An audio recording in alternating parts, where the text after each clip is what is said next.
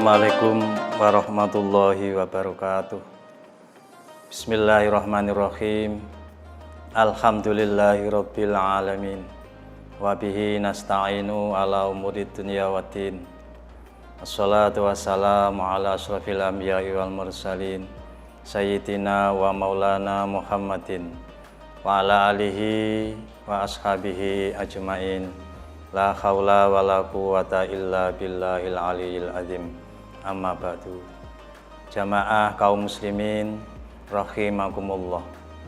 Kali ini kami hadir di media dakwah Nahdlatul Ulama MBCNU Buncu.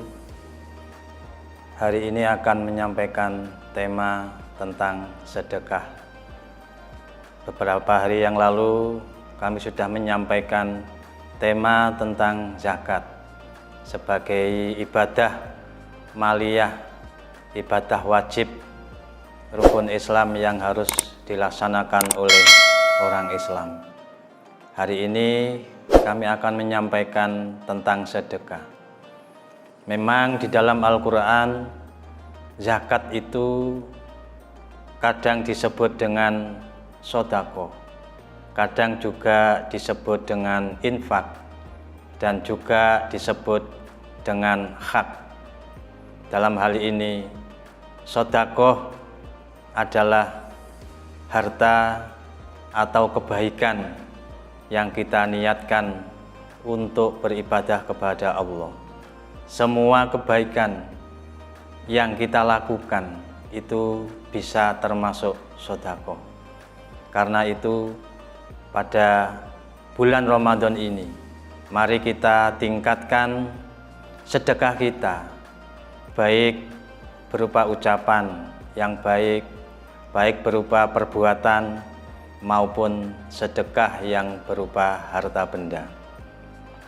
Kalau zakat, sasaran atau orang yang berhak menerimanya sudah ditentukan oleh Allah berdasarkan surat At-Taubah ayat 60, yaitu ada 8 golongan, ada 8 asnaf, mulai dari fakir, miskin, amil, mu'alaf, rikob, gorim, orang yang berhutang, sabilillah, ibnu sabil. Ada 8 asnaf. Tetapi bagaimana dengan sedekah atau sedekah sunnah yang kita berikan? Siapa yang paling utama untuk menerima sedekah sunnah? Dalam surat Al-Baqarah ayat 215, Allah telah menjelaskan, yas'alunaka madza yunfikun qul ma anfaqtum min khairin falil walidaini wal aqrabin wal yatama wal masakin wa banis sabil wa ma taf'alu min khairin fa innallaha bihi alim. Jadi di sini dijelaskan sedekah sunnah yang paling utama kita berikan adalah pertama kepada orang tua kita, lil walidaini.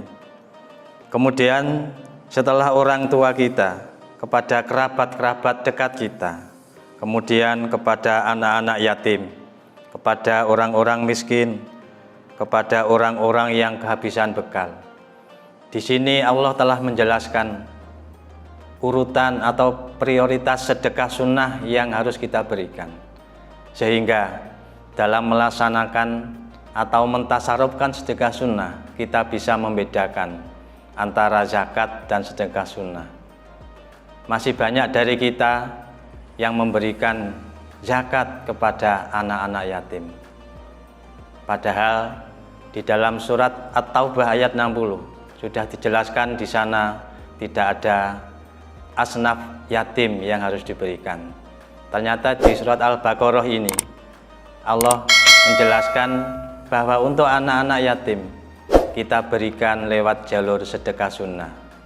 Karena itu marilah kita, kalau belum mempunyai harta untuk disedekahkan, untuk dizakati, atau belum sampai nisabnya, maka kita keluarkan sedekah sunnahnya kepada, pertama kepada diri kita sendiri, pada keluarga kita, istri kita, anak-anak kita. Kemudian sedekah itu juga kita berikan kepada orang tua kita, kemudian kepada kerabat kita, kemudian kepada anak yatim, baru orang-orang miskin dan sebagainya. Sebagaimana yang dijelaskan dalam surat Al-Baqarah tadi. Karena itu, marilah kami mengajak kepada semua kaum muslimin, kita tingkatkan amal kita, terutama ibadah maliyah, zakat dan sedekah sunnah ini minimal 2,5% dari gaji kita, dari penghasilan kita. Setelah kita tasarrufkan untuk keluarga kita, untuk orang tua kita, untuk kerabat kita, maka kita berikan sedekah kita untuk anak-anak yatim, untuk orang-orang miskin. Sedekah kita utamakan dulu untuk keluarga kita, untuk diri kita. Kemudian kalau ada kelebihan, kita kembangkan kepada orang tua kita, kepada kerabat-kerabat kita yang membutuhkan. Sedekah yang kita berikan kepada kerabat kita, di samping mempunyai pahala, juga pahala sedekah, juga mempunyai pahala silaturahim, yaitu menyambung hubungan kekerabatan. Hadirin kaum muslimin yang dirahmati Allah, besar sekali sedekah yang kita berikan pahalanya di sisi Allah, apalagi pada bulan Ramadan ini. Al-jannatu mustaqotun ila arba'ati nafarin talil Qur'an wa khafidil lisan wa mut'imil ji'an wa sha'imina fi syahri Ramadan. Surga itu rindu kepada 4 golongan. Yang pertama adalah orang-orang yang membaca Al-Quran. Yang kedua, orang-orang yang menjaga lisannya.